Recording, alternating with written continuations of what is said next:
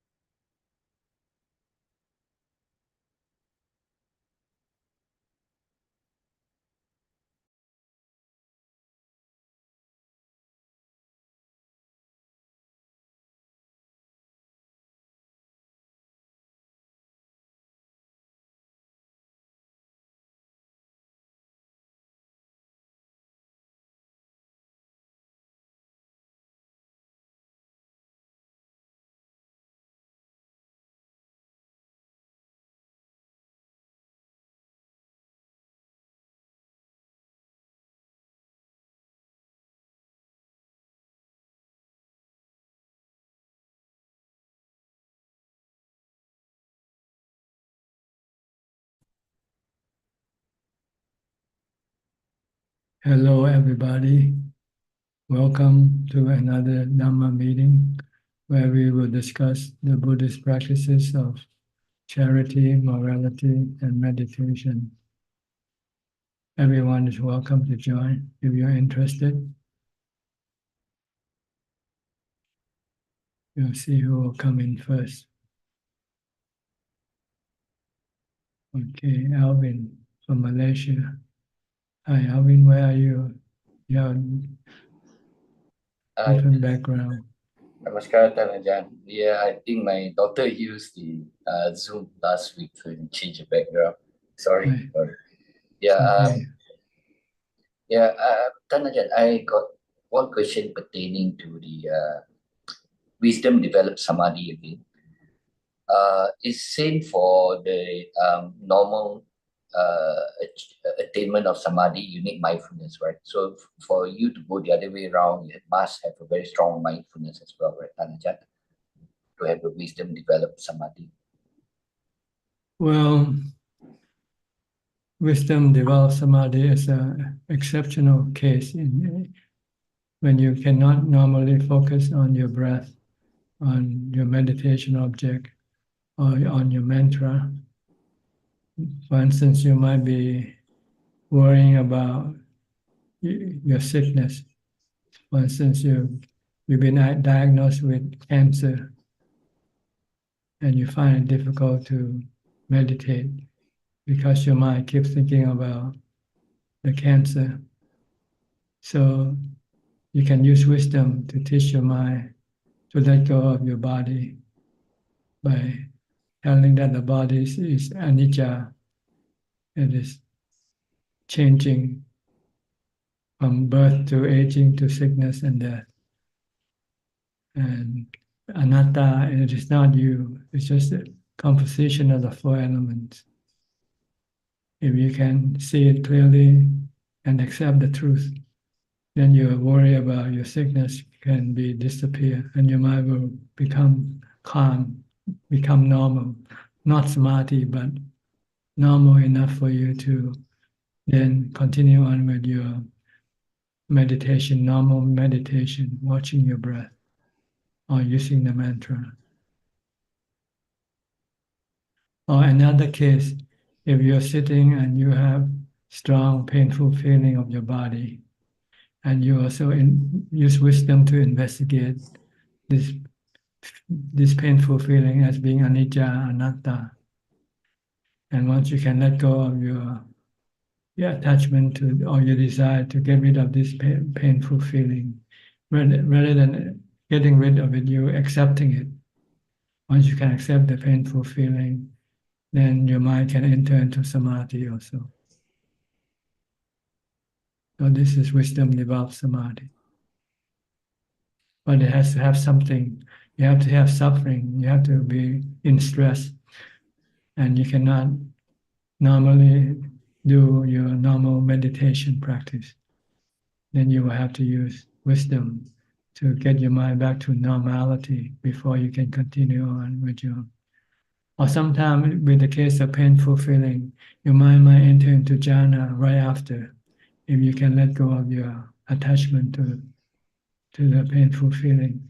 If you want to, if you can stop your desire to get rid of your painful feeling and accept the painful feeling for what it is, and your mind can enter into equanimity that way. Okay, Ajahn. Understood. Understood. But normally, if you don't have any stress, then you don't know what type of wisdom you're gonna use to get rid of your stress. So you can then proceed with your normal meditation method by mindfulness method of watching your breath or reciting a mantra. I mean, for me, painful feeling is every time I meditate, I'll get a painful feeling. Yeah, and if you want to overcome this and pass over this painful feeling, then you have to use wisdom to teach your mind that this is something that is natural, something that you cannot avoid or eliminate. Only way to deal with it is to accept it. Once you can accept this, then your mind will then become calm and peaceful. You can live with the painful feeling or any type of stress. If you have stress and you cannot use mindfulness to stop it, then you have to use wisdom if you know how to use it. Like if you're told that you're going to lose your job suddenly without any warning, you might feel very restless, could not go to sleep, worry about what you're going to do next with your life. Then then you can use wisdom to teach your mind to accept that working is a job is anicca, it's not dependable, it's not reliable. You can lose it any time, any day, and you cannot stop it, prevent it. It's anatta. And you say, okay, so fine, I'll go become a monk. If you just change your mind, say, okay, I'm happy to lose my job and become a monk. Look at me, I lost my job. I gave up my job and I became a monk. Then there will be no stress. True. All right, so you have to have stress, and you cannot use your normal mindfulness to calm your mind with. Then you might have to use wisdom. The three characteristics of existence. See, the thing that causing you stress is because you cannot accept the truth of anicca, anatta. You want to control. You want to keep things that you cannot keep, for instance. And dukkha as well, right? Yeah, anything that causes you stress. Okay. Okay. Thank you, Tanajan. Next, we'll go to Bangkok with Jordan Leach. Jordan, you have found a place to ordain, huh? Finally. I did. Hello, Tanajan. Yes. How did you go Place. about it? There was a monk at Wat Boan who found that place for me. Thai monk or Western monk? He's from Nepal. Nepal. Okay. Yeah. I met him a few months ago, and then I went to visit him recently. And is he a senior monk at Wat Boan or just a junior monk? I think he's quite senior. Okay. He's actually an abbot of a monastery back in Nepal. Yeah. Okay. Good. You're lucky to meet him. Very lucky. Yes. Just like I was. I met a monk at Wat Boan, so he was an English monk, and he was the one who introduced me to a preceptor, an upachaya. Oh, amazing! That's wonderful, and it was your suggestion that I go there when I first came to Bangkok. So thank you. Yeah. Okay, so there shouldn't be any problem with ordaining and getting your visa, your sponsorship. I have a Thai citizen sponsor, uh, uh, one of the lay people at Wat Yan, actually, who I met on Pindapat, has offered uh, very kindly, and I've gone to the monastery where I'm going to ordain. I've been there a couple times, and to just they just want to know that I'm serious and that I'm learning the chanting for ordination. So the one who the abbot will be willing to certify for your visa. Yes, that's what it seems like. Okay, because you need the abbot or someone, the abbot or monastery to be your sponsor or give you the certification that you're a legitimate monk. Okay, he's aware of that. We've been. I think this monastery sort of helps other foreign monks from different countries, neighboring countries to Thailand, like Laos, come to Thailand. So I think they're familiar with that. Is this in Bangkok, the monastery? It is. It's Okay. about 40-minute drive west. What's the name of it? Wat Thong Niam. What Tham Niam? Wat Thong Niam. Okay, good. Maybe I can then recommend other foreigners if they want to ordain and go Okay. there. Yeah, it's a little forest monastery in the city, really. Yeah, good. I heard that Langta Mahabua has went there when he was alive to teach. I see, good. It must be a good monastery then. Yes. So Tanajan, sometimes my friends they wonder how monks can be celibate, and they sort of have an idea about being non-meditators, that they have an idea that the only way they could be celibate is through sort of suppressing this sexual desire through willpower, and my understanding, I'm wondering if you could talk about this, is that when you use Asubha to get rid of sexual desire, it's not really suppressing, because the mind, if you do it right, the mind becomes very calm and peaceful. Is that right? And it's not sort of fighting with the desire anymore. It's not fighting. It's looking at the other side of the story. See, a body has two sides to it: attractive side and not attractive side. When you look at the attractive side of the body, you get sexual arousal, sexual desire. When you look at the unattractive side of the body, then you just lose that sexual desire. That's all. Simple. What you perceive is the one that causes you to have the reaction to. See, if you see something that is attractive, you can be aroused by what you see. But if you look at the unattractive, then you won't be aroused by what you see. Okay. Most of the time, people just don't want to look at that. That's right. That's a simple truth. Nobody wants to look at.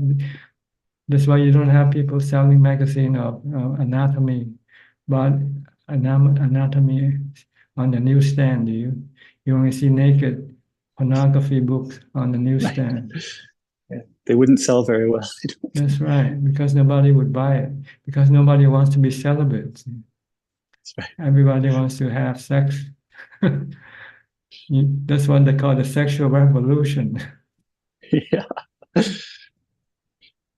But they don't know that they're being trapped by the sexual revolution. Once they are engaged in this sexual activity, they become addicted, and they could not live without it. Yeah. And they I guess originally think that it's a form of freedom, but it really just makes us slavery. It's more like slavery rather than freedom. Okay. Okay, thank you. I have one more question about.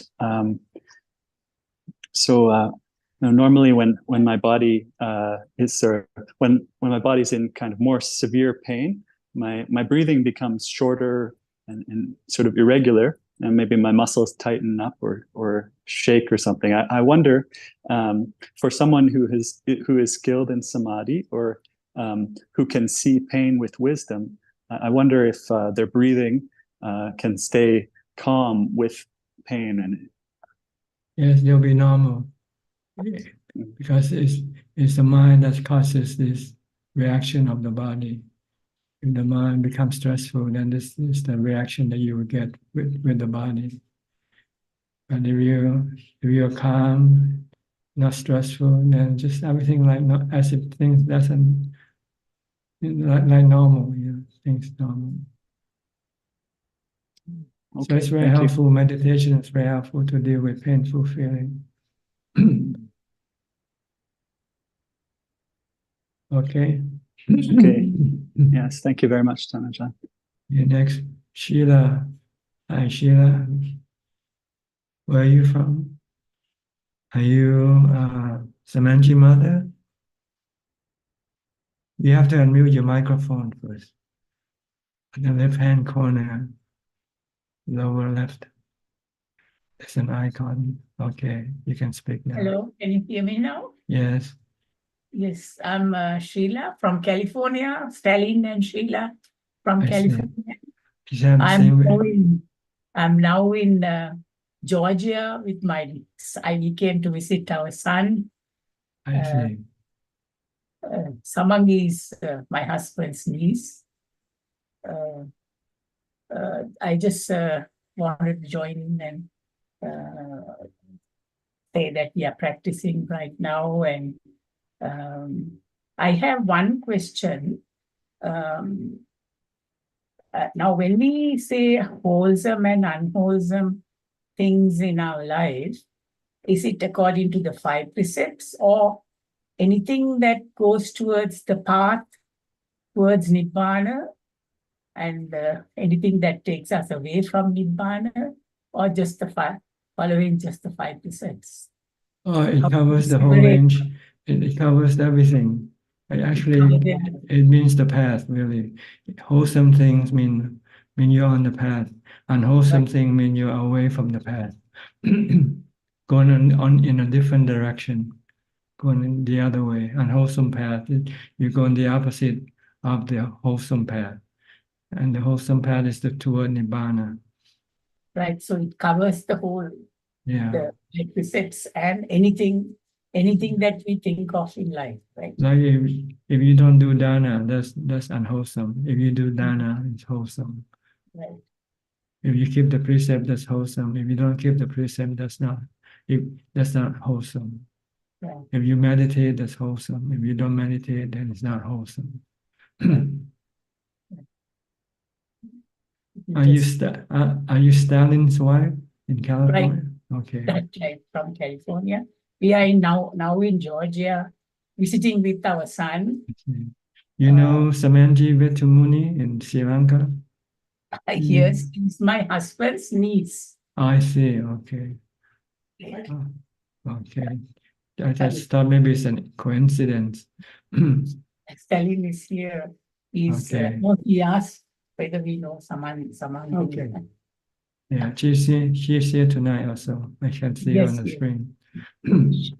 Samangi is my cousin's daughter. I see. Okay. Good. It's a small world, huh? We're in different parts of the world and we can be here together.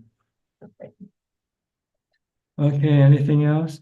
I have lots of people waiting. Yeah, that's all for today. Okay. I'll Okay, go thank you. next. I'll go next to Indonesia with Nining. Yeah, good evening, Ajaan. Ajaan, can you hear me? Yes. Yeah, Ajaan, I have a question. If I use Mahasi method, rising and falling abdomen in my meditation, can I reach the result as Anapanasati? You have to try it out. I didn't try it, so I cannot give you the answer. Oh, because I have I ever study Mahasi, rising and falling abdomen, and I have already get used to using it for years. And then now I learn Anapanasati. I start from zero. I mean, Well, it's up to you. Whichever method works for you, you can use it, I think.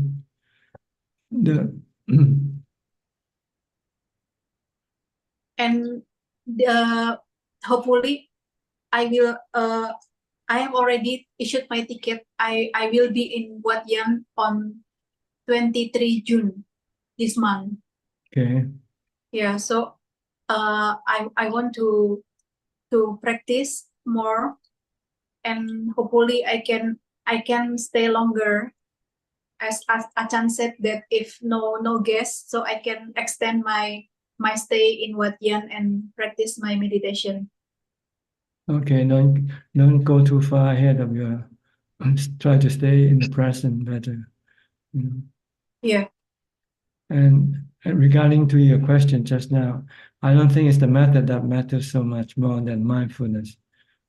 I think if you have good mindfulness, whichever method, there will always be result. They'll be good. But if you don't have mindfulness, it doesn't matter which method you use, you won't get any result. So pay more attention to practicing mindfulness first. Sati. Yeah, thank you. Sorry, last week I joined the Dhamma class, and then after offer I want to join the Zoom, but I joined in the last 30 minutes, so I cannot getting in. Okay. Yeah. Anything else? Yeah. Thank you, Ajaan. Okay, you're welcome. Go to Singapore with Coke saying. Good evening, Prajan. Last week somebody asked you about disenchantment, and Prajan, you give a description of disenchantment, and I recall that Prajan, you also mentioned about one of the important suttas that we should study is the Fire Sutta, and I have actually I've gone through the Fire Sutra, and I recall that Fire Sutra has a paragraph about disenchantment. So I looked through again, and I have to beg Prajan forgiveness of my ignorance. I'm still unable to understand some of the paragraph. So I hope Prajan, you can clarify my doubts about the paragraph which I'm unable to understand from the Fire sermon. I think you have to clarify it from your practice. You know, just read it and then just have a brief picture of it, a general picture of it, and then wait until you practice and get to that point, and you'll be able to understand it yourself. Don't worry so much about the result. Pay more attention to your practice. Okay. So meaning that when the time comes, Yes, you understand every word the Buddha said. If you don't understand now, it means you're not supposed to now, because you're not there yet. You have to get there before you can understand exactly what the Buddha said. Just practice mindfulness and calm your mind first. Then everything will become clearer. Right now your mind is cloudy with delusion, with ignorance. And you cannot use ignorance to teach you to become intelligent or wise. Okay. Okay. Thank you, Prajan. You're welcome. Philip from Malaysia. Good evening, Ajaan. Happy to be here, just listening. Do you have any questions tonight? No question. Yes, no questions. Just Okay. listening to everybody. I'll go to Ohio with Marsha. Hi, Marsha. How are you? Oh, very good. Thank you. I hope you are well. also.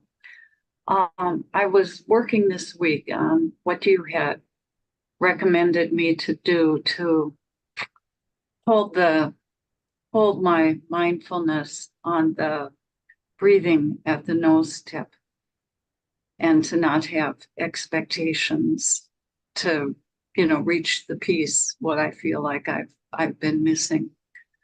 So I did struggle with expectations initially. But then around Sunday, I had a meditation where I think I was using wisdom, the way you're explaining it, where before I sat down, I was like realizing I couldn't control things and that everything is basically filled with suffering. And so I sat and I held the gaze at the nose tip, more like glancing, like loosely holding the gaze. And as I did that for a couple of minutes, then there was a spaciousness opened up. And it was very peaceful. And all the while there was like holding of the glance and this spaciousness that was peaceful and easeful. So I had that for quite a while, and I was in a Zoom meditation, and the meditation finished and was like, I didn't want it to end. And it actually didn't end. And for the whole day, I had this underlying ease, and I'd go through my activities, and if I would just stop and remember the meditation, it was that spaciousness was with me the whole day. So I thought that was pretty good. And I felt that in my meditation, I have to really let go of controlling or gripping the method and just let it be, let things be. And then it's like 9 a.m. here for me in Ohio. And I just had a meditation this morning, and I felt like from your first comments, I didn't hear all of them. I feel like I've been using wisdom in my practice. And in my meditation this morning, I had the insight into the heart and the mind. And I've been able to see a little bit all week long how the heart, the feelings in the heart, perform the clinging or the grasping. And I can't really control that, but I can drop it. And then I was also able to see that when the meditation would be more pleasant, and then I'd have an expectation of peace or, what's coming next, this is good. And I could see the same gripping in the heart. It was like the heart appropriates the pleasant, the unpleasant, the exciting, the boring. And that's where the suffering is right there. And I'm going to try to work on that. And it's the mindfulness that is seeing all of these things. And I know I'm not explaining it very well. I just admire all the other people in the Zoom who seem to be so clear in their questioning. But yes, the goal is to let the mind just be merely observing, be merely knowing. Don't try to control anything. Yeah. let things be. Then let things come and go. You cannot hold on to them. When you hold on to anything, when they leave, then you can become sad. But if you don't hold on to anything, then when they leave, you don't feel any sadness. You just know that everything is temporary. Right. And, you know, typically as I live my life, it seems like I'm holding all the time. And it's just in these moments of meditation where I can see the letting go. Seems like everything in life, I'm either grabbing or I'm pushing away. And in the meditation, I'm starting to see how that happens. I can't see the mind, I can't see the feeling, but it's in the meditation, we're working with these things that we can't even see. With meditation, we train the mind to stop reacting. We stop grabbing or stop pulling away from things. Just let things come and go. Okay. Right? So thank you. Thank you for the guidance. Yeah, the more meditation you use, then the more your mind will become neutral. It will not react positively or negatively to anything. Just merely knowing, just merely observing things, like watching things come and go, you know. Okay. Thank you. All right, you're welcome. I'll go to New Zealand now with Anura and Ramya. Good evening, Ajaan. Good to see you. I have no question. Very happy to listen in. So many good questions. So we also learn a lot. And happy to see Jordan's good news. So very, I think everyone's dream, I think. Yeah. Yeah. Thank you. Okay. Yeah. Ajaan, thinking about the body as 4 elements, is it using wisdom rather than doing vipassana? Well, wisdom and vipassana is the same thing. See the truth. Yeah. We tend to look at the body as being a person, a man or a woman. But in fact, the body is just a material thing. It's made up of the 4 elements. And in the 4 elements, there's no self in the 4 elements. No self in the water element, earth element, fire element, or wind element. So the whole body, there's no self. It's just a natural phenomenon. But our delusion, our mind delusion, keep thinking that we are the body. The body is us. But in fact, it is not. It's just like the wind, the rain that we see. We have to look at the body like we look at the rain, the wind. Yeah. Once we can look at that, then we will not be hurt by whatever happens to the body. We're not hurt when the wind blows or it stops blowing. So we have to understand this. This is the nature of the body. It's a phenomenon. There's no self. It's a natural phenomenon. Then one day it will then change into something else different. The body one day will disappear. Like ice cream, it will melt right into water, turn into liquid. The body will also one day melt into the 4 elements. So if we feel the elements inside, if we try to feel the air flowing in and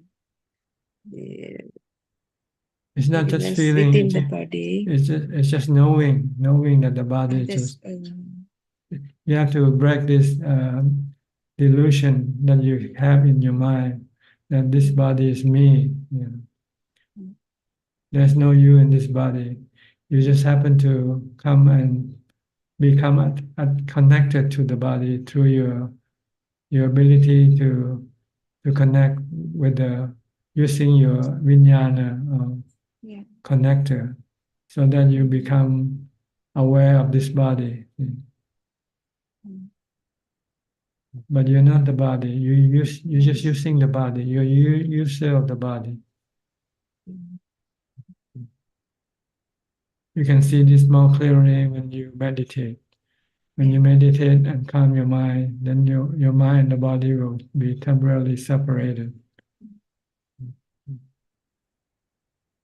Mm. So when the mind, when you meditate, it's okay to use vipassana and samatha. It depends on Calmness set on, go away then. on the situation. If you can use mindfulness, use mindfulness.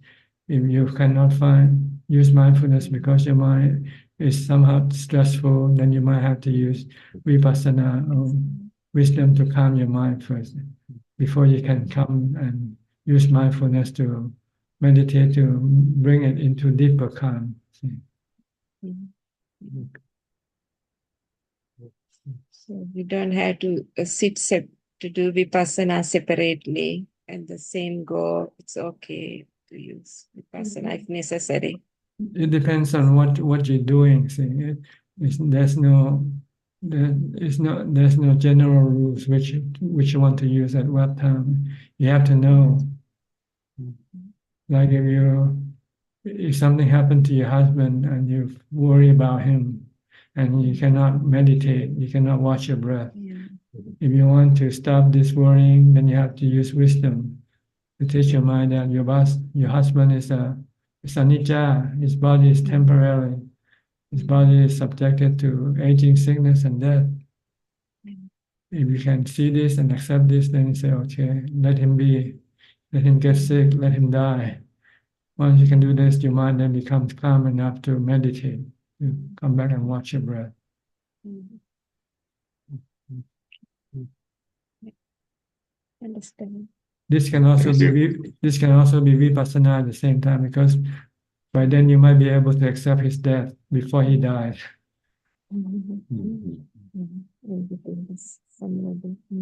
Because if you don't accept it, you're gonna become stressful. If you can accept it, then your stress will disappear, and you don't change anything anyway. Your husband gonna die anyway, but your reaction to it will be different. Instead of becoming sad or stressful, you just become normal. You just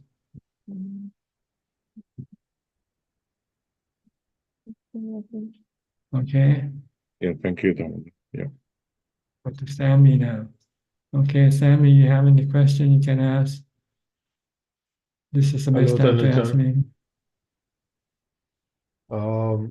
I was just wondering that about the Buddha method. Is it something that might help us if we are doing, let's say, Anapana?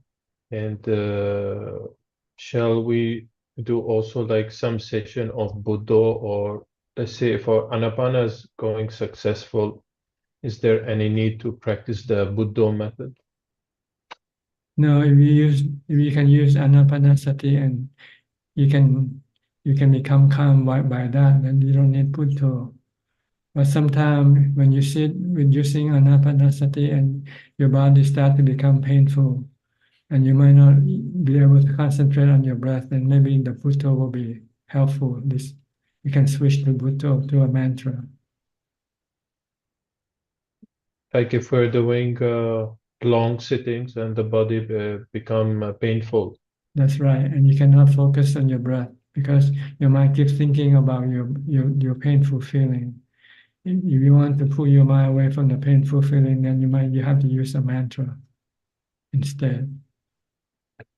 Just keep reciting mantra. Maybe you have to do it quite quickly, also quite rapidly. Bhutto, bhutto, bhutto, bhutto, to bring your mind away from the thinking about the pain. Because when you think about the pain, you want to get rid of it. When you want to get rid of it, then you can creating another. You will create stress in your mind, and this is the stress in your mind. That's the one that makes it for you not be able to bear, not the painful feeling. The painful feeling is bearable if your mind is calm enough. But if your mind has stress, then you will not be able to remain still. It's not the painful feeling. It's the stress that causes you not to be able to continue with your meditation. So if we accept the pain, Yes, then accept. we can sit Yeah, more. then there will be no stress in the mind.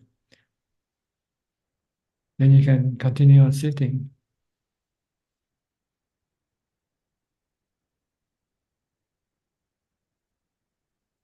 Try and see how it works for you. Thank you, Ajaan. You have other question you ask my assistant with. Do you want to ask here now or not? Oh, well, regarding my stay at Wat Yan, I Yes. asked your assistant, and she said there's a limit, like a certain amount of days one can stay in the lower monastery, certain amount of days one can stay in the upper monastery, like Yeah, there are different arrangement for the monastery or for the mountain resort. With the monastery, I think they allow you to stay 7 days. yes. And they have a house for you to stay in with amenities like electricity and running water. But on the mountain, it's more like in the wild. There's no electricity or running water. There you can stay for 2 weeks and get extension from the monks. Oh, okay. So she didn't tell me about the extension, but yeah, she said something about 2 weeks. I'm not sure it's Yeah. in there. Normally, if there's room available and nobody reserved for the room or the place, then you're allowed to stay longer. If there's no issue arising, if you're not creating any problem with the other people that stay there. And regarding meeting with you, I usually would you it- can see me in the morning after my meal time around 9 a.m. on weekdays. On weekend I won't be there, so you can see me during the weekdays. Like today, around 9 o'clock. After you finish your meal and I finish my meal, then you can come and ask me question if you like. Okay. But I might be busy with some other people, so you might have to wait. Like Jordan, sometimes he tried to wait and he couldn't wait because there are so many other people waiting to talk to me. But if you stay there, you have plenty of time. If you cannot do it today, you can do it tomorrow. Because you have to walk down from the mountain every day and go on Bintabat with the monks. Then you can get food from the monk for your meal. Oh, so it's quite like quite extreme situation. No electricity, nothing. Austere practices we call Dutanga. The tongue. Okay. Mhm. Interesting. But if you're not ready for that yet, then you can stay down below. I But was down thinking below, to do both. Just stay 1 week first at the lower monastery and then go up. okay, you can do that. Some people stay for a few days in the monastery, then wants to go out. So you can shorten your stay down below if you like. Okay. All right. Anything Right. else? Thank you, Tanajan. Okay. Next, we'll go to Sao Paulo with Alfredo. Alfredo, you want to come to Thailand? Hi, Bante. Hi. No, I don't. Brazil and Thailand is similar, right? We have lots of forests. I don't. Yes, yes, yes. I don't travel a lot. I live more in my house. Mhm. I live in Cutia is a club, né? Country club. My house is near country club. Okay. Since I was born, I live here. I don't Okay. travel a lot. That's good. And you can stay. Other And you can stay. other teachers invite me to travel to Mhm. Thailand to be a monk, in Mahayana to be a monk. Other teachers and monks have me to be a monk, to be a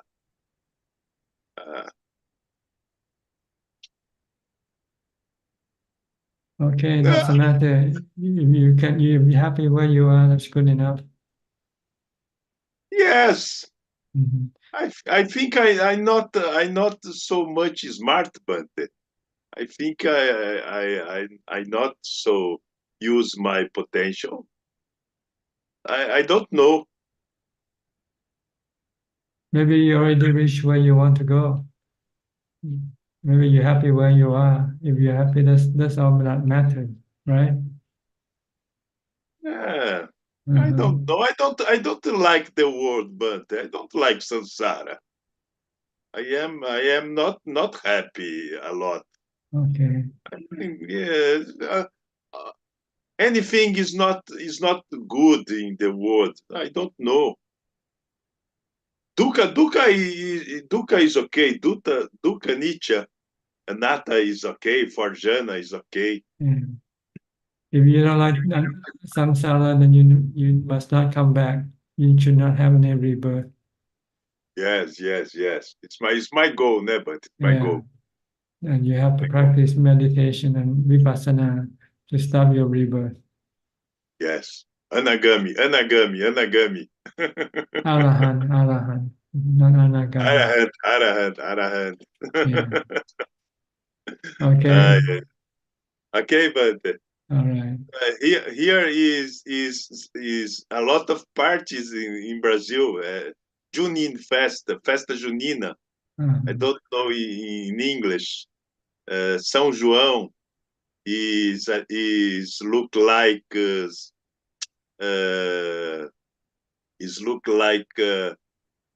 very big or very fights, fogueiras, fights in the country. Is a culture, a part of culture in Brazil. Culture. Okay, good. Culture in Brazil. The name is Festa Junina in Brazil.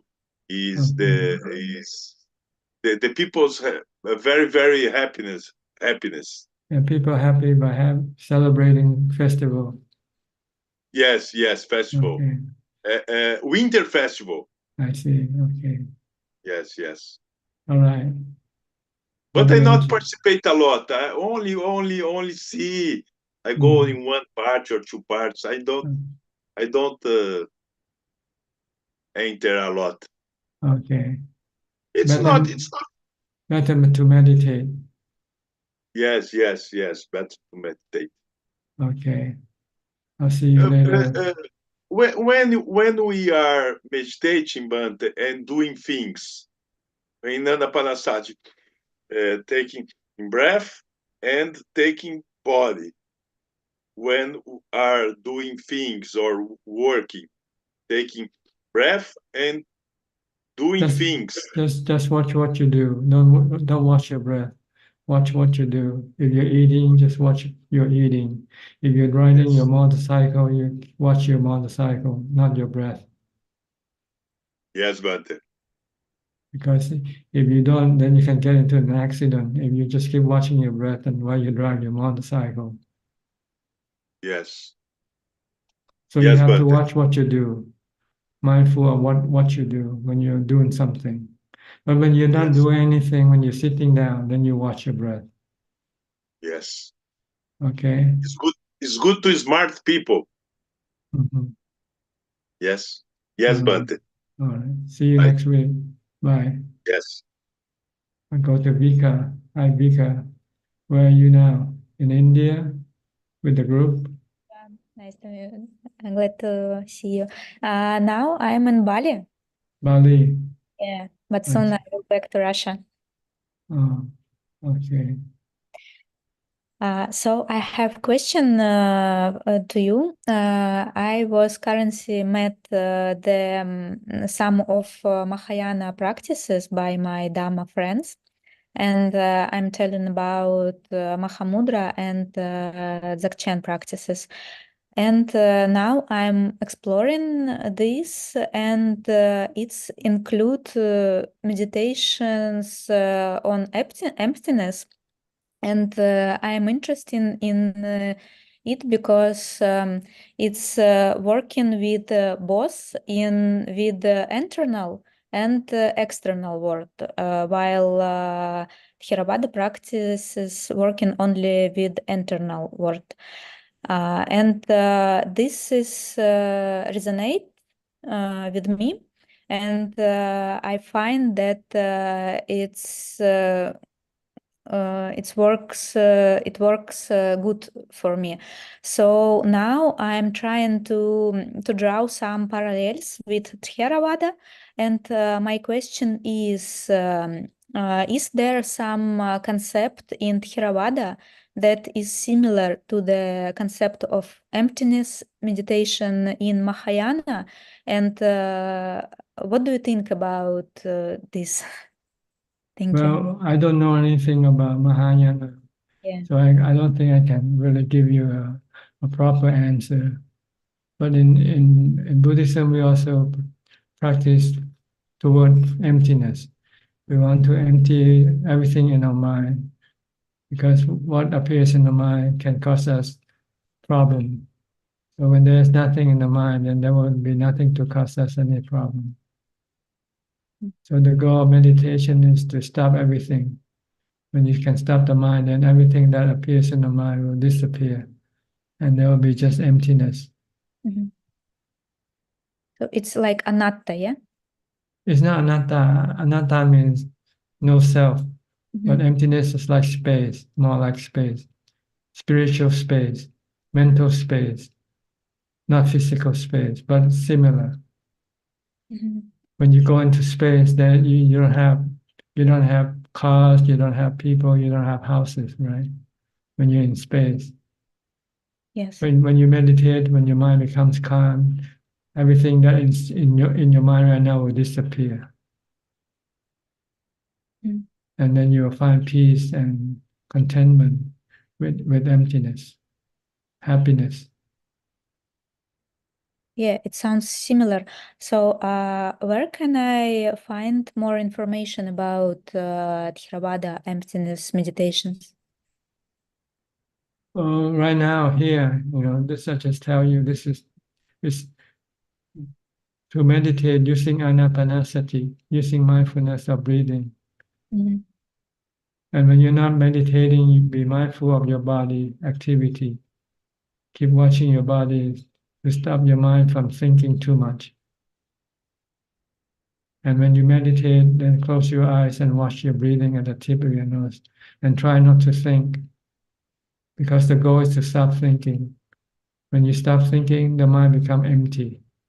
And then you experience this emptiness.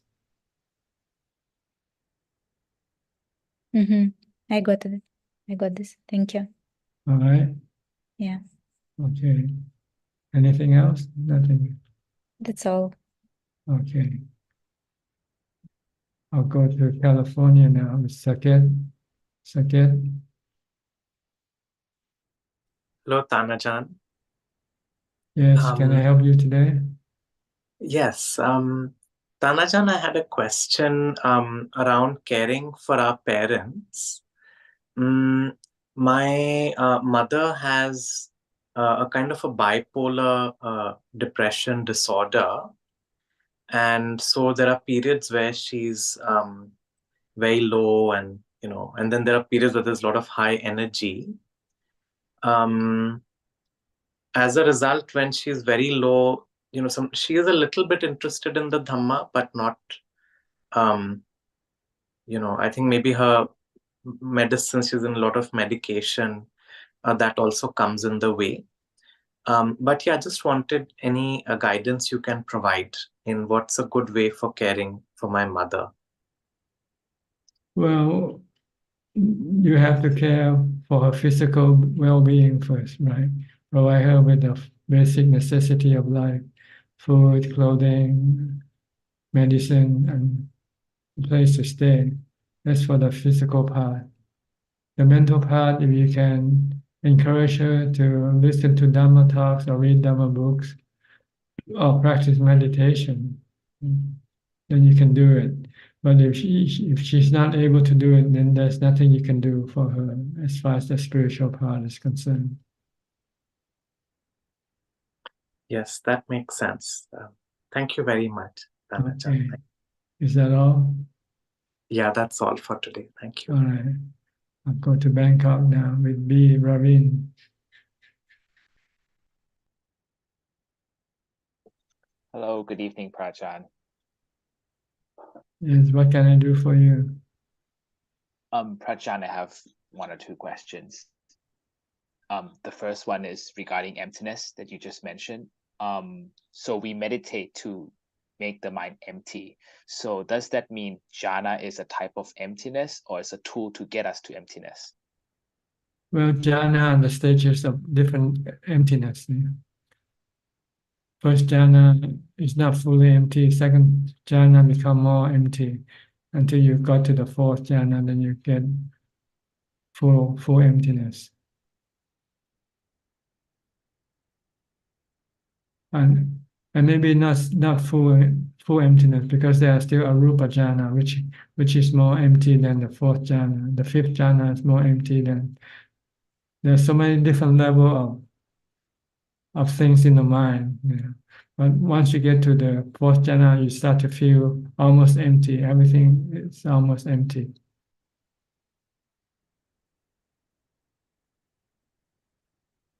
You can read the description of different jhanas. They tell you first jhana, you still get thoughts. You still have discursive thinking. You still have feeling of joy and so forth. And as you go advanced, this thing will change. I cannot remember the different things contained in various different jhanas. You have to read it, but you don't really have to. When you meditate, you don't worry about it. You just keep meditating and the mind becomes gradually empty as it goes along until you reach contentment, which is upekkha. And if you still want to go deeper, more empty than that, you can then enter into the arupa jhana. So There's still another four arupa jhana. Oh, I see. But Prajan, okay. But it's not necessary. I understand. You don't need to go more further really than give the fourth much jhana. emphasis on trying to achieve a rupa jhana. You don't need to. All you need is the fourth jhana to support your vipassana practice.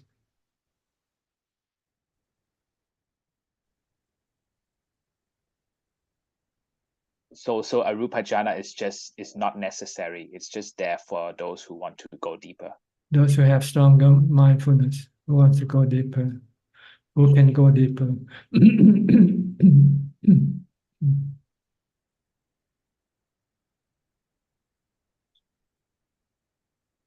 I see, understand, Prajan. So focus on the getting into emptiness and contentment of the fourth jhana is Yes. sufficient to Once you have start contentment, then you can resist your defilement, your craving. The reason why we cannot resist our craving because we don't have contentment. We feel discontent. So then our craving tells us, well, if we're discontent, then let's go to have a party, for instance. And you say, yeah, it's good to go to a party. But party is just a temporary fix, right? After the party, you're still left discontent. But if you have contentment from the fourth jhana, you say, why bother have a party? Because you are already happy where you are.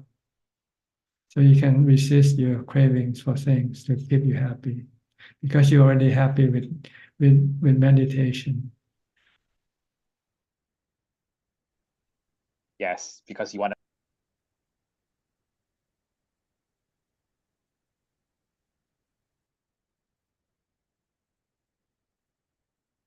I think your connection is not so good. It comes on and off. I'll come back to you later, okay? Yep. I'll go to Mike now. I think Mike, if I can remember your name correctly, Mike Sheffield. Good evening, Fra Ajaan. Thank you for taking me again, and thank you everybody for sharing your questions today. I was reading an interview with another monk with Tan Jeff, who actually told me about you, and he was talking about how he gave up listening to classical music when he became more further along on the path. And he mentioned something along the lines of, when you are, if you see visions of something when you close your eyes or when you meditate, then it's something that's, defiling your meditation, especially if it's like a distraction or like an unwholesome thought. But then when it comes to like wholesome thoughts or like, things that like have a positive influence that are like outside, I'm wondering if it's as bad for your meditation. He talked about giving up classical music, but if that is something that like maybe brings you tranquility, is that still an unwholesome thing? What if it were going to come up in your meditation, and to give you calm, or is anything that is not explicitly tied to the Dhamma going to cause you distraction and eventually dukkha? Yes, they are all distraction in the first place, and second, they can cause you stress sooner or later, because they are not always reliable to have. When you want it and when you cannot get it, then you become stressful. So don't rely on anything external. Rely only what you have, which is mindfulness, to keep your mind calm and content. Once you get to contentment, then you don't need to have anything. But you need some other thing to make you content.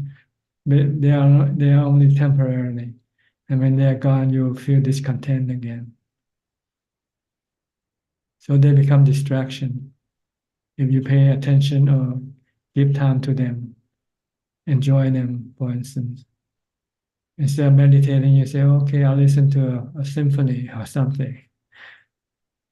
But then what happened after the symphony is gone, And if you want to keep listening to the same symphony, you get tired of it. Eventually, you get bored. So everything external of the mind is not fixed for the mind. Only mindfulness and jhana is the fix for the mind, plus wisdom, which will be the final fix of the mind.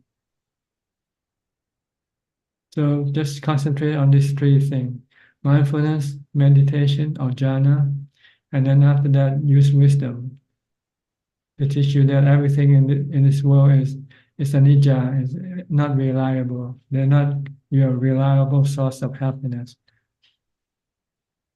because they are all temporary. They don't exist forever.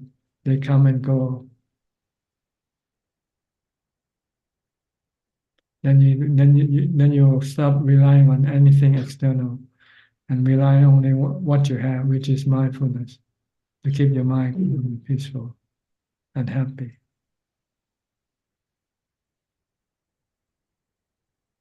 This is the main tool that will make you happy, is mindfulness. Wisdom only tells you not to rely on other things but mindfulness. But our delusion keep telling us we should rely on this or that thing to keep us happy, right?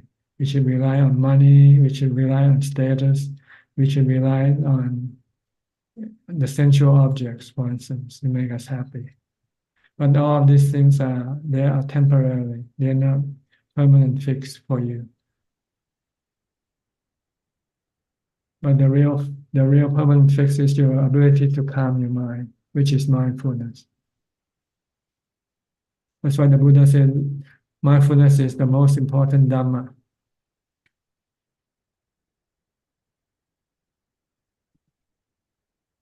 Because mindfulness can stop your mind from craving. It can make your mind feel content.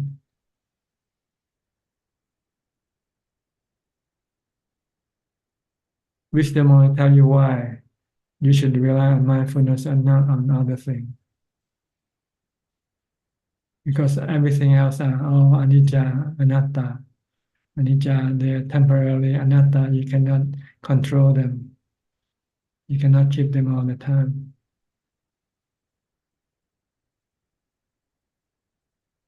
Okay, understand the importance of mindfulness and jhana.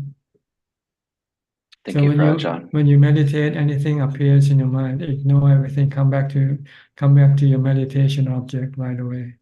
It means if you pay attention to anything, it means you are distracted already. And the longer you pay attention, then you will not, the harder for you to be able to enter into jhana.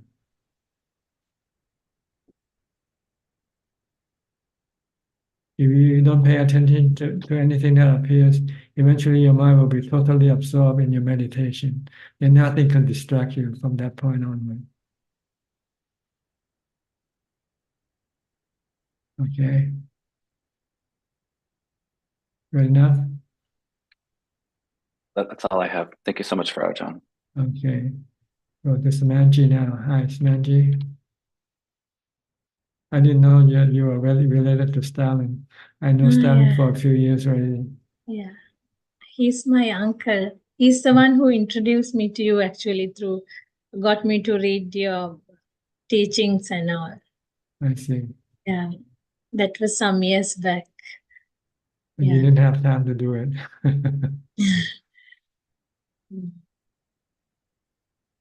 Okay, I have any other question? Go ahead. I have 10 questions. Do you think Go I have the ahead. time Yes, for that? yes, yes, plenty of time.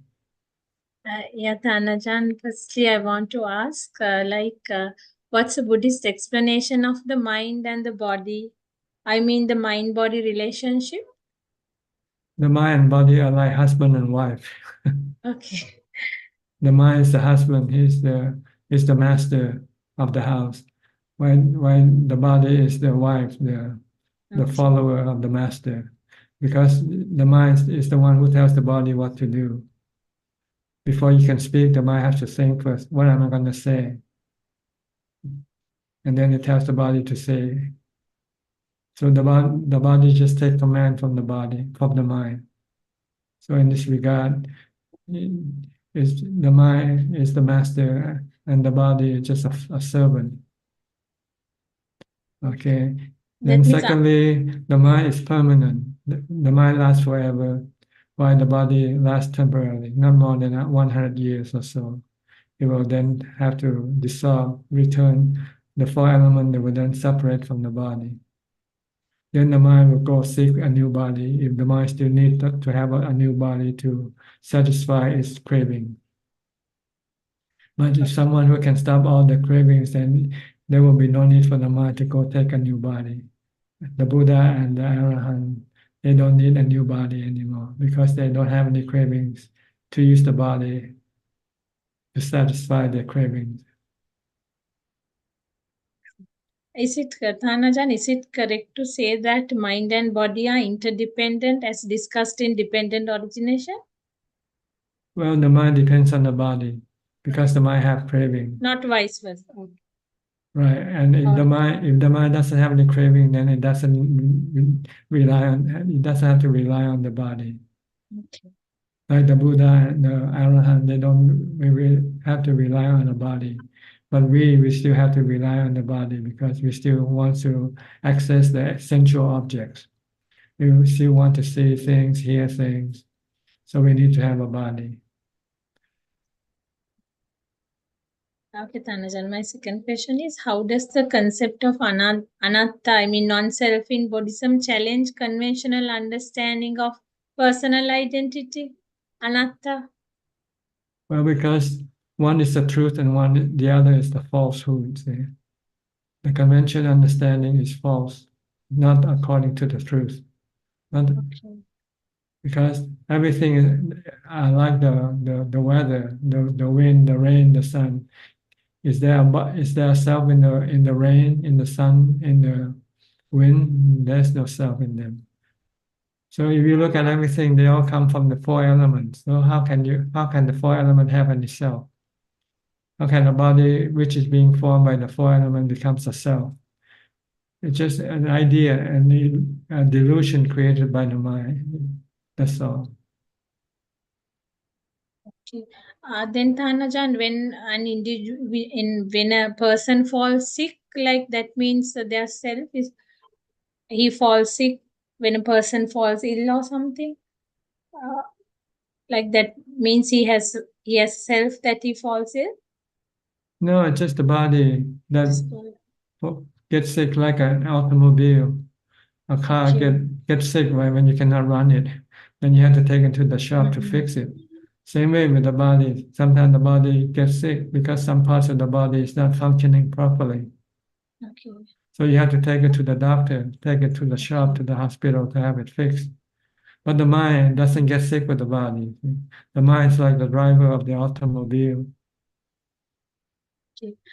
Also, Tanajan, as individuals, we receive education, we follow degrees and all. If there's no self for individual, then who is undergoing this education and all that? If there's no self, I'm just curious. The mind is the one who's learning everything. But the mind is not a self, that's all. Okay. And in answering to one of our previous questions, you said mindfulness can stop craving. Could you please elaborate? You said that mindfulness is the main thing the Buddha said. Yes, because when you meditate with mindfulness, then you can stop the mind from thinking. When you don't think, then you cannot crave. See? You can only crave after you think. If you think of a new bag, a new dress, then you start to crave for a new bag, a new dress. But if you don't think about it, then you don't crave for it, right? So when you're not thinking at all, how can you crave for anything? Okay. So anytime you crave, you just stop thinking, then the craving will disappear. Okay. Yeah. And my next question is related to Kamma Ajaan. Like when we undergo hardships or face difficult relationships in life, we often attribute this experience to our past karma. Like we say that if someone does something bad to us, it's because of bad karma we accumulated in the past. And it means that we are meant to suffer for our previous actions. Here my question is, Tanajan, if someone wrongs us as a result of our past karma, that person is creating new bad karma for themselves because of us. Does this mean that in order for us to suffer for our past karma, another person is compelled to commit a bad action for which they will later suffer? Yes, that's why the Buddha teaches us to forgive. Okay. Do not to take revenge on other people. And to make us suffer, the other people are drawn to make more karma. That's right, because they are creating more revenge from you, and then you will react the same way with them again. So the Buddha said, you can only stop this bad karma by forgiving, by stop taking revenge. Okay. So we have to be very thoughtful not to create further karma, no Tanajan. That's right. Yeah. Just accept the consequence of your bad karma. If someone wants to hit you, let them hit you, and then once that passes, then that person will feel happy and no longer will bother you. And if you don't react, you don't hurt them, they don't come back and bother you anymore. But if you react and hurt them, they'll come back. So just be back and forth, never ending. and never end. Okay, Tanajan. Then my next, actually, I recently met an old university friend of mine who used to keenly read and follow Buddhism years back when she was at the university. But now, however, she believes it's not appropriate to view everything negatively and that there are good things in life to appreciate. She said when one focuses on Asubha, only negative things or happenings will attract us. Like then I told her like seeing the truth as it is different from seeing things negatively. I also said that we often fail to see the true nature of things due to our greed and aversion. Sometimes no matter how hard an individual tries, it's difficult to perceive sense organs or sensual objects objectively. So this is what I told her. What's the best answer I should give her, Tanajan? Because now she says when one focuses on Asubha only, negative things or happenings will attract us. It's just a belief, it's not true. Asubha is for the purpose of getting rid of your sexual desire. No, what she said was Buddhism largely focuses on negative aspects of life. When we keep on focusing on such things, we'll attract only negative things. No, they are medicine to cure our sickness, our stresses. Sometimes you have to take bitter medicine to cure your sickness, right? Sometimes you have to go through operation, surgery to fix your sickness. So Asubha is like a surgery for the mind. And for people who is not sick, they don't want to go to surgery, right? It's only for those who feel that sexual desire is a problem for them. But if sexual desire is not a problem for them, then they see no need for Asubha, contemplation of Asubha. So it's only for those who is sick, like me, I'm sick. I know that sexual desire is bad for me. It caused me to become sick. So I want to get rid of this sickness, so I'd have to use Asubha. Once I use Asubha, my mind becomes calm and peaceful. Okay. And also, Tanajan, can I ask a few more questions? Sure, go ahead. I mean, can a person become Sotapanna without achieving the fourth jhana? Is it a must to achieve the fourth jhana to become Sotapanna? Yes, I think you need to have the fourth jhana, but it doesn't mean you have to meditate like you know. If you had fourth jhana before, you might not have to meditate in this life. Okay. It will stick with you already. If you have got it from a previous birth. That's right. Oh, okay. Yeah. You have to have equanimity. That's what I'm saying. You have to be able to. You have to have contentment. You have to be happy with yourself, so you don't have any need for anything to make you happy. Okay. And also, Tanajan, a Sotapanna is a person who has got rid of the first three fetters. Can a Sotapanna still feel jealous of another? Can he still want to achieve material benefits? Yes, he can still have this. He can still feel jealous of others? Jealous, angry at other people.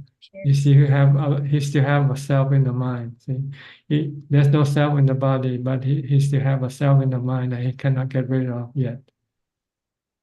Okay.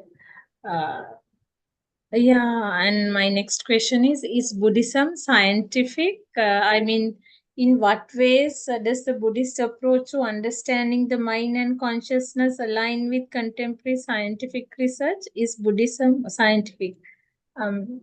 Just curious to. Yes, the mind is like the body. See? We study the nature of the body, that's scientific, right?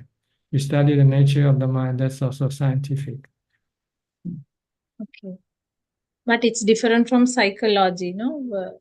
It is more or less psychology, but not psychology according to people learn in the university. That's not complete psychology like you learn from the Buddha. Okay. And Dhanajan, could you tell me more about this Fire Sutta Aditya Pariyaya? I think it says all sensual objects are like fire. Like it's a very detailed sutta. Like I try to read read the English version, but it's like too lengthy. Yes. What you see, what you listen can cause your mind to become heated up, becoming hot. When you see Okay, it's something you like don't fire. like, Okay. yeah, like fire. That's all what he means. If you want your mind to be calm and cool, stay away from these sensual objects. That's what he means. Okay. But you're living with sensual object every day of your life. Okay.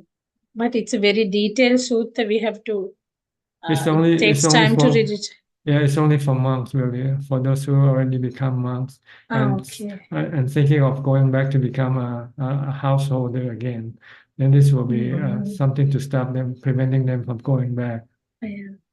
And then, Ajahn, for lay people, what are the best suttas? I think like Mahamangala Sutta. Yeah, that's a good one for them. That's a good one. 38 And step to Nibbana.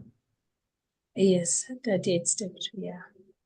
And my next question, Ajahn, is like how does an ideal Buddhist apply the Four Noble Truths in daily life to address and overcome suffering? How should one make use of Four Noble Truths in daily life to address and overcome suffering? Whenever you become stressful, ask yourself, what is it that caused you to become stressful? You want something, right? And you cannot get that something, then you become stressful. Now you want to get a raise and you cannot get a raise, you can become angry. So you have to look at the person who give you the raise. Can you control that person or not? You cannot. It's anatta. Right? It's like a weather. You cannot control the weather. So you cannot tell the person to give you a raise if they don't want to give you a raise. So if you accept that person like you accept the wind, then you just wait for the raise to come when it comes. If it doesn't come, then you don't crave for it. That's all. So you stop your craving or your desire for a raise. Once you stop, then the stress in yourself in your mind will disappear. So whenever you feel stressful, it's because you desire for something or craving for something that you cannot get. Maybe you want your son or daughter to behave in a certain way and they're not behaving in a certain way. Then you become stressful also. Then you have to look at them as anatta. Can you control them all the time? You cannot. So you have to accept them for what they are. Once you can accept them for what they are, then you will have no cravings to change them. Then when you have no cravings, then there will be no stress. Okay. Yeah, my next question is like insects and especially worms are born in millions simply from dust. They are born just from dust. Isn't it hard for us to believe that they might have had previous births? Worms. See, They are born from. the body come from the four elements. Like our body also come from the four elements. Same thing, no different. The So mind, human, the mind only connected to the body. The mind doesn't come inside the body. The mind is like another telephone connecting to another telephone, which is the body. And it uses the radio frequency, the radio wave to communicate with each other. And human can be reborn as a worm? Yes, if you do bad karma. Okay. Okay, thank you. And what's the best way to cultivate compassion in our interaction with others, especially in an office setup, Tanajan? Compassion. Compassion, metta, yeah. Well, you just have to force yourself to do it. When you see somebody, say hello, say smile at the person to make them happy. When smiling. Okay. And if someone needs help, give them a hand if you can. Okay. But if you could not help them because maybe you're not able to, then you have to use equanimity. You just have to, well, sorry, and there's nothing I can do for you. And don't feel sad or bad about it because you cannot actually do it. Yeah. And if we are overworked, like, do we still have to do other people's work? That's what I mean. Is it If you cannot do anything, then you just have to use equanimity. okay. Should be a limit, no? Yeah, that's a limit in how much you can do and what you can do also. If you see someone drowning and you don't know how to swim, how are you going to help that person? Okay. To become sad doesn't change anything, right? It's only it only hurts you when you become sad. So you don't become sad. You just accept that there's nothing you can do. It's beyond your help, beyond your ability. Yeah. And also Tanajan, like according to there's this vegan concept, like they say that it's not proper to consume any dairy product, I mean milk, cheese or anything, because it's better to go vegan. Like what's your view? Is it a sin to? No, it's not a sin to eat animal. I mean, anyway, this is milk. not meat, this is milk and dairy That- products. So yeah. As long as it's It's vegan. available freely to you, and you have nothing to do with how this thing come to you, then you're not committing any bad karma. But these animals undergo hell in those dairy farms and all. Yes, it's the karma to but become an animal, see. In the but past life, that's fine to consume milk and all. If we all stop taking milk and all, then there won't be any animal suffering, right? all those animals will die of starvation because nobody will feed them. The farmer feed the animal because they can get the milk, so they can sell the milk to pay for the feed of the animal, right? So if they cannot sell the milk, then they don't have the money to buy the food for the animal. But at the end, all these animals will be slaughtered. Well, At the end, whether they slaughter or not, they all die they all die, just like we all do.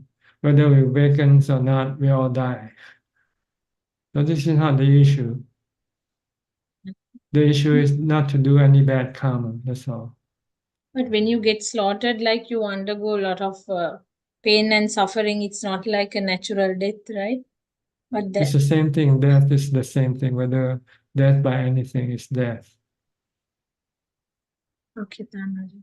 And my last question is like, what are Rupa Jhana and Arupa Jhana? And could you tell me where I can read more about it? Like in simple.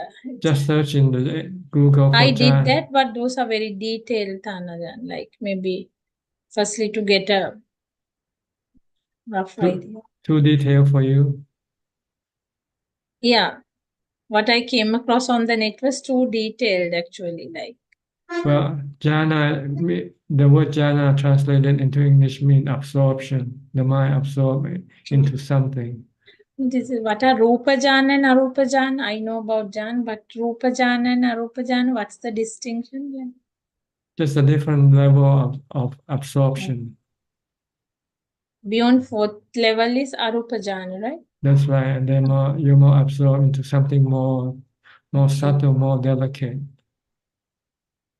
Okay.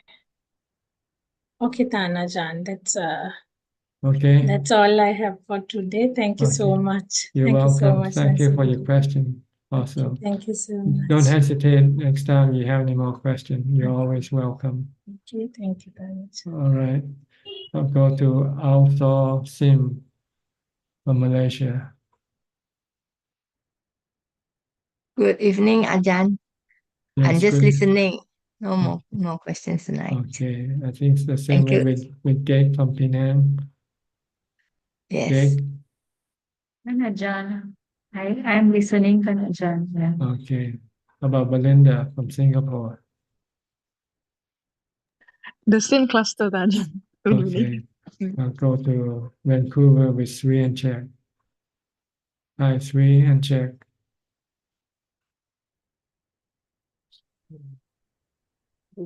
Hello, Ajaan. Yes, go ahead. You can talk. Check is not feeling well. That's normal. That's normal according to the Buddha. Getting sick is normal. Dying is normal. Getting Yeah, old is worry. normal. No need to Can't get speak. excited. Yeah, she cannot speak. I can't speak. Okay. So it's better for me. She can't speak. So she doesn't bother you. She can stop nagging. No more nagging from her for a few days. Yeah, that's good. And then Ajahn, okay, how does the fourth jhana support vipassana? Because fourth jhana give you contentment. Once you're contented, then no matter how much you crave for, you can stop it. You don't have to have anything anymore. See, like when you have a full stomach, if somebody show you more food, and you say, "Oh, I cannot take it anymore," which is different from an empty stomach, right? When you have an empty stomach, you see food and you start to crave for them. But when you have a full stomach, then you don't crave for food anymore. It's the same way with the mind. Once the mind have a full stomach, have contentment, then it can stop all types of cravings. If it learns that craving will lead to more stress or suffering.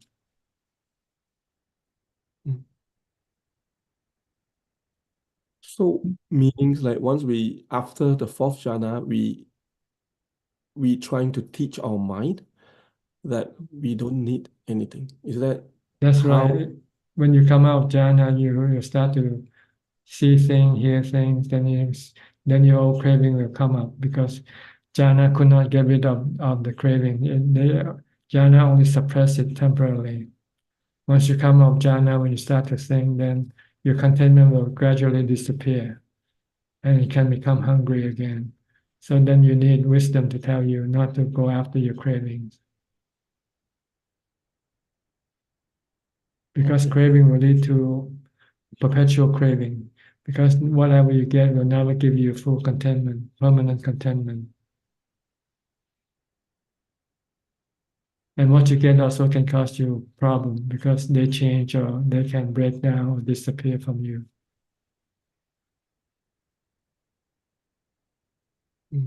So you see all the dukkha in everything that you crave for. That they are temporarily, they are anicca. They are not under your control. You cannot keep them, protect them to be with you all the time.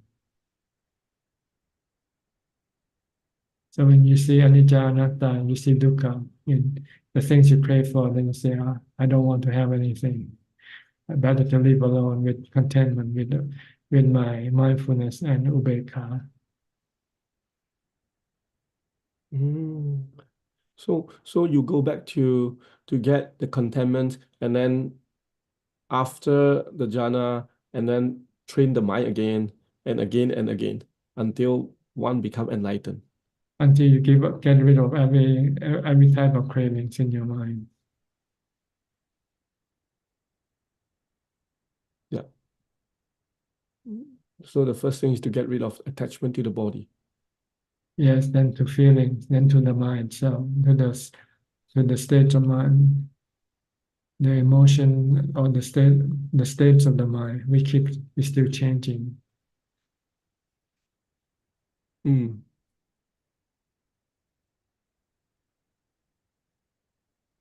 Okay, understand. You see that the body is changing. You cannot keep it good all the time. Eventually, you'll get old, get sick, or die. And like Chen right now. See, she gets sick right now. You cannot prevent it from getting sick, but you don't want it to get sick.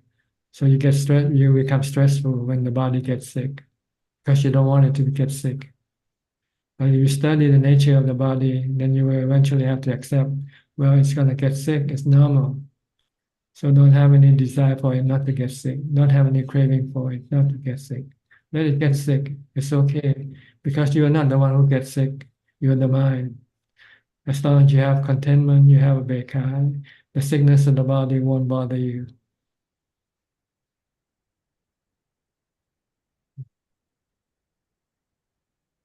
Okay, understand? Yes. So you give up your body, give up your feelings from sickness, painful feeling from sickness. Just have to learn to live with it. Don't crave, don't try to get rid of it because you could not. They'll go away itself eventually. When the sickness disappears, then the painful feeling will also disappear. Then we forgot again. and we go back to attachment to the body again. Yeah. Okay. Yeah. And one more thing, absorption. Like why people say when you get into fourth jhana, it's kind of absorption. Like what does it mean? It means the mind becomes absorbed with the breath, and it's not distracted by anything. Become one with the breath,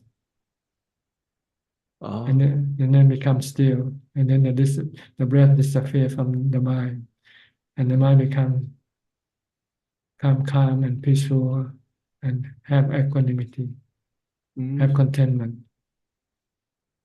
because it stops thinking.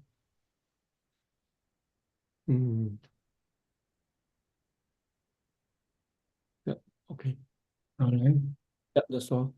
Thank you, Tanja. You're welcome. Dr. Luis Santiago from Sao Paulo. Have you met Alfredo yet? You're in the same town.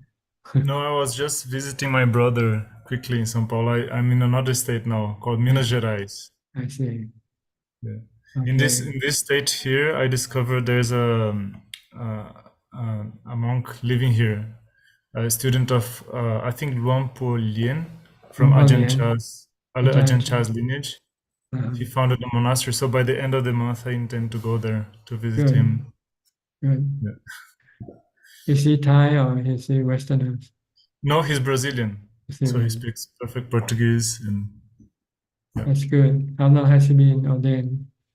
Must be quite a few years. Oh, I don't know, many years, because he lived in Thailand. I don't remember the monastery. And then he moved to New Zealand. His teacher told him to go to New Zealand. And then his teacher told him to do something in Brazil, found a monastery in Brazil. Okay. So it's been many years, but I don't know how many years he's, how many vasas. And this is in the state where you are now? Yes, yeah. 5 hours from here, from where I am, by car. Okay. You have any question tonight? Yeah, one question is, what is the single most thing Upasaka and Upasika should focus on to attain Sotapanna? Mindfulness, first of all. Yeah. Just be mindful from the time you get up to the time you go to sleep. You have to be continuous. Try not to have any break in between. Try to be mindful. If you're doing something, be mindful with what you do. Like if you're eating, mindful of eating. If you're walking, mindful of walking. To prevent your mind from wandering away from the body. Don't let the mind go away. Keep it with the body. Or you can use the mantra Bhutto Bhutto instead if you like. If you find that you cannot focus on what you do and keep thinking about other things, then use the mantra with what you do. Watch what you do and also use the mantra Bhutto Bhutto. Yeah, I have the bad habit of doing more than one thing at once. That's right. We all do. That's why we have to change. Yes. That's being not mindful. See? Not being mindful. And yeah, this last week, while I was in retreat in Wat Yan, I could have more stable meditation slowly, gradually better. And now with the daily activities and working and doing things with my family, I'm much more distracted. So the last week I was feeling bad a bit for not meditating as long as as I should or could maybe. But I've been listening a lot of teachings, and the presence of a teacher, even if it's just a recording, helps me have more stable. Should I change that or like try to focus more on meditating rather than listening? Well, it depends which one works better for you. Look at the result from your practice. Which method works better for you? Use that method. Yeah, I feel I need to listen But I think more. what you need is to go on a retreat. You need to recharge your battery. Yeah, I'm going by the end of the month. I'm going to Sudavari, this monastery in the south of Minas Gerais. You'll find it more useful to be away from everything. Yeah, to me it does make a difference. Yeah. Mm. Okay. You still thinking of coming back to Thailand next year? Yeah, next year. Yeah, I'm planning to next year. Okay. Mm. Anything else? No, that's all. Thank you. Okay, you're welcome. Intan from Indonesia. Good evening, Prajan. Yes, what can I help you? Uh, yes, Prajan, I want to ask, in Samantha Bhavana have 40 objects. 40 different So objects. we, so we need to try one by one, or just usually I just practice Anapanasati. So and I get the result. So I just practice Anapanasati and no need to try another object or need to try another object. Yes, for now, when you start, you find whichever method is good for you that can take you to the fourth jhana, then use that method. But after you finish with once you have the fourth jhana, you want to go to vipassana, then you can change the object. You can use the supa, for instance, or you can use death contemplation, for instance. Will be vipassana. But you still come back with anapanasati. Every time you want to meditate, you can always use anapanasati. But if you want to use vipassana, then you have to use some other object like your body. Study the nature of your body.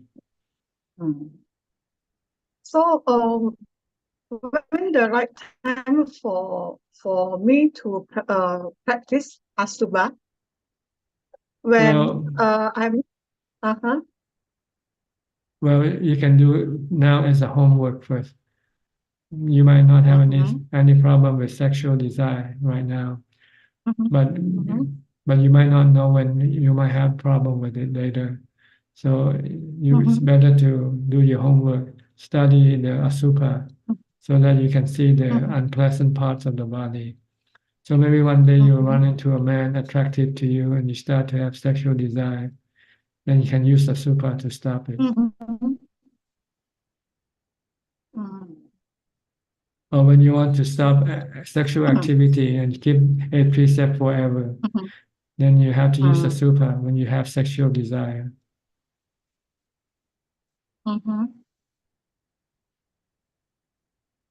So it depends when on. we meditate and we yes. Go ahead. No. When we meditate and we can see our heart of our body, like our heart, what should we do? Just ignore and if you want to meditate for jhana, then you ignore everything.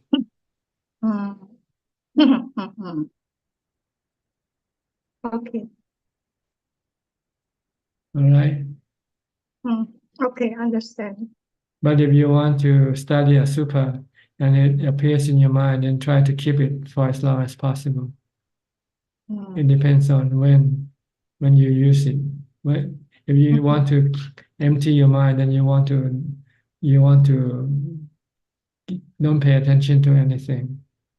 But if you want to develop Asubha in your mind, then you have to think of body part in your mind and keep it for as long as possible, so that you don't forget.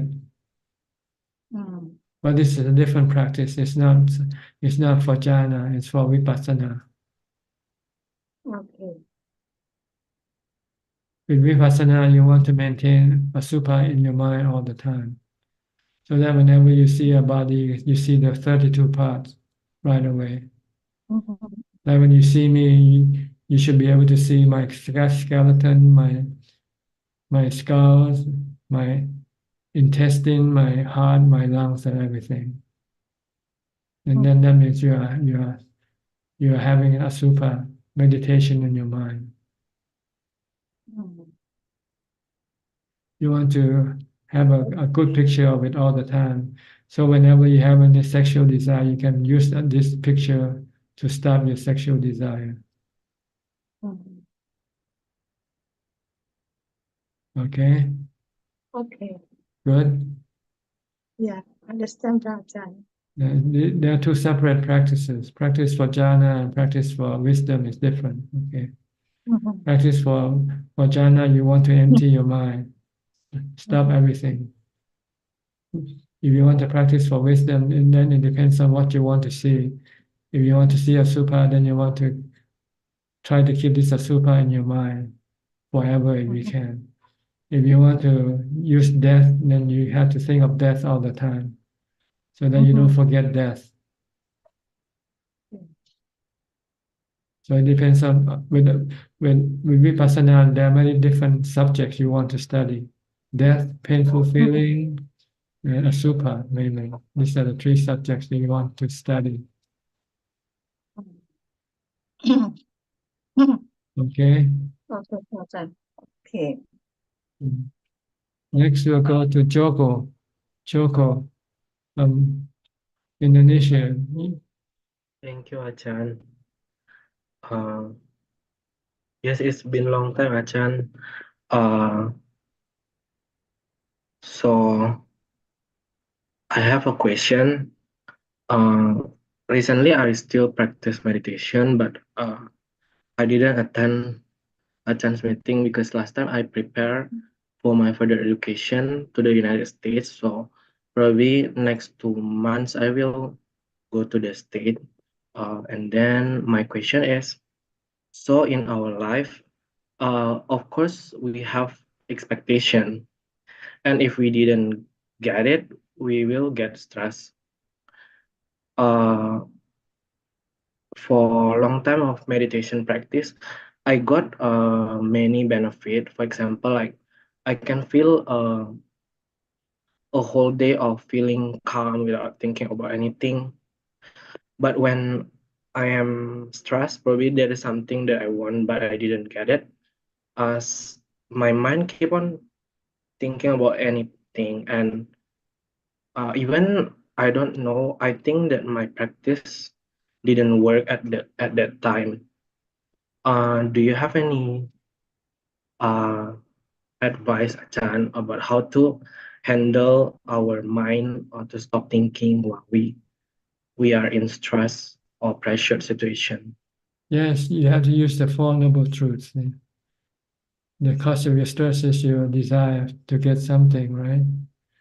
You have to look at that something as being anicca, not reliable, not not not not certain. You might get it and you might not get it. You have to look at it that way. So when you don't get it, you don't become stressful. You can accept, yes, sometimes you can get it, sometimes you don't get it. Okay, this time you don't get it, just accept it. And then your stress will disappear. But for according to Ajahn, it's okay to have expectation, especially we are lay people. Yes, but you have to know that your expectation might come true and might not come true. That's all. I So see, Ajahn. you have to accept the two consequences. Sometimes it comes true, and sometimes it doesn't come true. Yes. And then I also watch a footage of Ajahn Chah preaching about Nibbana, and Luang Por Cha said that if we want to attain Nibbana, we practice, but we don't expect or have desire to go to Nibbana.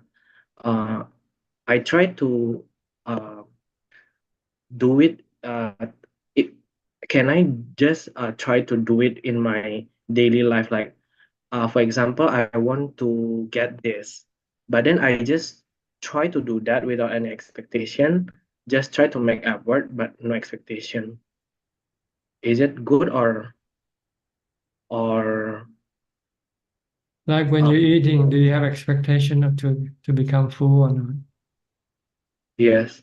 You do. Uh, Sometimes you just eat and you don't care. yes, Okay. Ajahn. Just keep eating. Same way with meditation. Just keep meditating and you get to Nibbana, whether you expect or not. But if you keep expecting and not meditating, you won't get there anyway. So don't worry about expectation. Worry about meditating. Worry about the practice. I see, Ajahn. And sometimes if we have expectation, even in meditation, it can be very stressful to us. Like if we have practiced meditation for a long time, and for me especially, I can sit for 2 hours to meditate, but sometimes in some session of meditation, I think that I didn't get anything, but in other just short meditation duration, I can feel calm, and sometimes I can be very focused and get some result. Is this like that, Ajahn? Yes, it's anicca. It's not. It's not always the same. Yes. You can get more sometimes, and you can get less sometimes. So you just have to be happy with whatever you get. So the way is just to practice again. Practice and then be happy with what you get. Like I go see. fishing. You go fishing, you might get 5 fish, you might get 2 fish. I see. Whatever fish, just be happy. Or you don't get a fish at all. You don't know. Life is I like that. So practice is like that also. Sometimes you get good result and sometimes you don't get good result. But as long as you keep practicing, you'll notice that you get more better result as you advance. Yes, I understand, Ajahn. Well, that's all, Ajahn. Okay. Thank you. You're welcome. Gary from Singapore. Good evening, Ajahn. I'm happy to be listening to questions. Okay. Thank you. Aparajita from Dubai. Hello, good evening, Rajan. How are you? I'm very well, thank you. Good. Have you finished your yoga classes? Yes, I did, and I was a little late because my house is being painted, so I got shifted around. So that's about it. But yes, all day. How Finished many the- hours? How many hours you teach a day on yoga? Well, I have like today I had around 4 sessions, 4 sessions. and yes, and 1 then sometimes hour. 5. 1 1 hour hour, session. yes. And then I also practice, so those are like 90-minute sessions sometimes, so that's 2-3 times a week. Mhm. So yes, You can actually, use mindfulness when you teach also, right? You can practice yes, mindfulness while you teach also. that is true because I have to really watch the students because when you're guiding them, I have to see if they're doing it right. So even if I'm not really thinking about it, I kind of have to keep focus. Yeah, So focus. That's yes, mindfulness. that's right. Okay. Yeah. Anything tonight you would like to ask? No, nothing. But I had a very interesting thing. I was thinking if you could offer some insight. I suppose it's about the mind. Strangely, this morning, I usually wake up very early, but I somehow slept off. And I had a morning class. And in my dream, I kept thinking that I'd already reached that person, though I woke up much later. So I found it interesting that of all the dreams, I had that. It was almost like my mind trying to remind me. So, how does that process work? This is something we should not worry about. We just should worry how we should treat what happens. And the Buddha just said just to be observant and just keep in your mind that these things happen, and that's it. Right. Don't pay attention to it anymore. Okay, all right. Don't burden your mind with anything like what happened, how happened. Doesn't matter to the mind. What matters to mind is how to keep the mind calm and peaceful. That is true. Yes, and that is a lot of work. Yes. Yeah. Just treat everything as anicca, anatta. They come and go. Okay. And if you think you can make good use of it, then maybe you can use it later on for some purpose. Right. If not, then just don't worry about it. Yeah. Okay. Okay. All right. Okay. Thank Okay. you. Our goal is to empty our mind as much as possible, not burden our mind with so many stuff. True. Yes. Yes. Yes. Yes. Okay. Because they're not useful for the mind at all. What is useful is emptiness. Everything else is just harmful to the mind. That's true. And just yes. Okay. Okay. Try to empty your mind. All right. All right. Okay. Okay. Next, Thank you. Steph from Oregon. Hi, Steph. How are you? You have someone to join? Yelling at my husband. He wants to Like, get out of join? here. Oh, He's got to go back to work. I see. He works from home. Yeah. Okay. He doesn't meditate. He doesn't meditate. I wish he would. I tell him to meditate before because he works from home and he just starts working right away. And I tell him meditate 5 minutes and he doesn't. Okay. Anything you like to ask? I just wanted to talk about you a little bit. I was reading how you went to college in California and you have a degree in engineering. And then you came home and you dedicated your life to meditation. And I find it so beautiful and grateful that you're doing it. And was that hard to like have that experience of like coming and doing this degree and then just putting it away? Well, in a way it's hard, but I'm fortunate that it's not so hard. It's hard, but it's bearable. That can allow me to go through this not as suffering as other people might have to. Yeah. So maybe it's my good fortune to have practiced before in my past life. So when I start meditating, I find it to get result quite easily. The mind become calm quite easily on practice. So this really is the driving force for me to push me to continue with my practice. You really felt the benefits. Yes, felt the benefit and need to have more of it. That's why I have to quit working, because I know working and meditating doesn't fit. They're opposing each other. If you work, you have to use your thoughts. When you meditate, you want to stop thinking. So then I have to choose one way or the other. So I decided I choose meditation and give up my work. But I have to live frugally because I don't have much money to support me with. But I can get by for 1 year with meditation until I feel strong enough to become a monk. Then after 1 year, I became a monk. Just took a year. Yeah. Yeah, it just took a year. Then once I become a monk, then I don't have to worry about financial problem because I'm all provided for as a monk. So I can then meditate all day long. Yeah, you get to do the beautiful thing. Yeah. The difficult thing. It's beautiful. It's difficult. It is difficult. It's true. Difficult. It is true. It's not easy, I tell you that. It's not. It's true. So don't think that it's gonna be easy. You know, it's difficult, but it's not impossible. Let's put it that way. If you have perseverance, you have patience, you'll make it through. And determination, also persistence.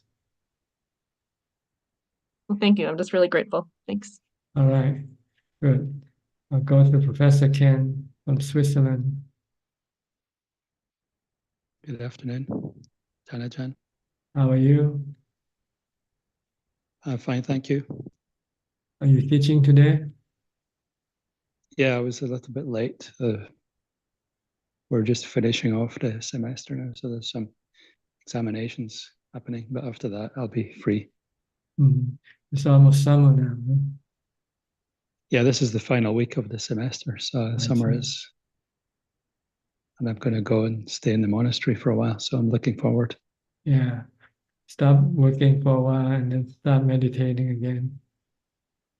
Yeah, I mean, I try meditating. I have a regular schedule, but it's distracting to have to work in the middle of that. So. Yeah, they're conflicting, working and meditating. yeah, and the more I practice, the bigger the conflict becomes. So I have I know the time's getting on. I have a quick question, Ajahn, if I may. That's fine. Go ahead. I've found recently a few times when I intensify a little bit the practice, like keeping 8 precepts at a weekend, on a Saturday and a Sunday, for example. Towards the end of that, I get sometimes quite a lot of feeling of anger just arising. It doesn't come out in speech or action because I'm on my own, but in thoughts, I get some quite angry thoughts coming up. Could Ajahn say something about that, how to deal with it? Because when you keep the precept, the 8 precepts, you're putting pressure on your mind, on your defilement. So it causes you to react negatively. Because the mind or the defilement wants to be free from restraint. But once you put a restraint on them, they start to reacting negatively. But that's normal, don't pay attention. It's just the normal reaction to the defilement. This is something you will have to go through. So one way to reduce it is to maintain more mindfulness. Think less, be more, have mindfulness to hang on to something, and then this thought then will not bother you or will not come up as often. Okay. It's because you don't you don't increase your mindfulness. You maintain the same mindfulness, but you're putting more pressure on your defilements, so they're reacting. So when you keep the 8 precepts, then it means you have to be more mindful, practice more mindfulness. All right. Okay. Okay, Tanajan, that's very good. Okay. Thank you. You're welcome. Next, we'll go to a question from Gmail and wherever. Go ahead, please, Kunju. Namaskaran. We have 11 questions this evening, and the first 5 questions are from the assistant Gmail. The first question is from Sam from Australia. Question 1. Can a Sotapanna break a minor precept when he's not mindful enough, or does he keep a perfect precept and won't break any precept in his lifetime? I think you have to wait to become one to get this answer yourself. Question 2. Should a practitioner regularly examine if he has reached different stages of enlightenment, or is it better that he doesn't think about it and just practice until he reaches enlightenment? You don't have to examine. The result will tell you, and the result is contentment. The more contentment you have, then the closer you're getting to Nibbana. The next question is from Yeti. During meditation, I feel tension in my head and around both ears, which I can still feel after meditation. Is it okay, or should I check with a doctor? If it doesn't persist, then you don't need to check with your doctor. But if it persists for days, then you might have to consult your doctor, find out what happens to your body. Question 4. When I sit in meditation, is it okay to focus on my breath around the nostril and gross sensation for an hour, or do I change to focusing on scanning the body? Or just keep focusing on your breath and nothing else until your mind get into jhana. The next question is from Sammy. I am practicing anapana for a long time, and during walking meditation, I focus on the feet. Would it be helpful if I incorporate Putto along with the breath, or should it be one or the other? Well, I think this is up to you. Whichever method suits you or give you the result, then you can use that method. But personally, I find that using one is enough, like watching your steps or reciting the mantra. The next 5 questions are from Tanik from Facebook. If I am mindful that I'm doing something unskillful, but I still go ahead and act unskillful, what am I missing? Is it wisdom? Well, if you know it's unskillful, then you have wisdom. But if you don't know and you do it, then you don't have wisdom. The next question, how can I get rid of handphone addiction, and chatting with friends? Throw it away. How to remove my greed for food and eating even when I'm full? Think of the unpleasant appearance of food, like the food in your mouth, the food in your stomach, or the food that comes out in the toilet. I don't try to watch my breath now, but just try to be aware of breathing. Is this correct, Bante? I think it's the same thing, isn't it? Being aware of your breath or watching your breath. It's the same thing. What is one-pointedness? When the mind becomes one, when the mind stops thinking and all that is left with just a knowing. This is the result of your meditation when you get to the fourth jhana. I try to practice mindfulness by mentally describing to myself, what am I doing? Is that correct? Other times excuse me, Ka. Please repeat again the whole Ka. thing. I try to practice mindfulness by mentally describing to myself, what am I doing? Is that correct? Other times I just remind myself if I'm breathing. Is this correct? Well, when you're doing something, you should be mindful of what you do. And try not to think. If you still want to think, you might remind yourself not to think by saying, stop thinking, stop thinking. Just focus on what the body is doing to remind you not to think. And the last question is from Lee Tekhwa. Hi, Ajaan. The Mahayana Buddhists believe in Pure Land. They believe that when a person passes away, the person will go to Pure Land. Where is this Pure Land under the Theravada Buddhism? Thank you. Nibbana is the Pure Land. The mind that is pure of defilement is called Nibbana. When the mind has no greed, hate, or delusion, then the mind becomes pure. Then this is Nibbana. It's a state of mind, not a place. Not a place in America or Japan. It's in the state of mind. We practice to eliminate the defilement from our mind. This is called purification, mental purification. Okay. All right. I think that's about it for tonight or today. That's all the time we have. Thank you for your participation, for your company. I hope this meeting is helpful and can push you further in your practice. In the meantime, please stay safe, stay mindful, and keep on practicing. And if all goes well, I'll see you all at the same time next week. Thank you and goodbye. กราบสาธุเจ้า สา ค่ะ ธุสาธุสาธุสาธุ Thank you Thank you, bye. Kevin. Thank you, Tanajan. Thank you, Gamin.